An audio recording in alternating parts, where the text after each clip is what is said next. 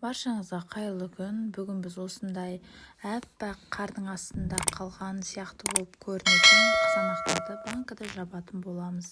Ең алдымен банкамызды жақсылап жуып тазалап алғаннан кейін кинза, жүзім жапырағы, болгар бұрышы, ащы бұрыш, лавр жапырағы, түйіршіктелген қара бұрышымызды салып шығамыз. Содан кейін банкаларымызды қызанақтармен толтырып шығамыз.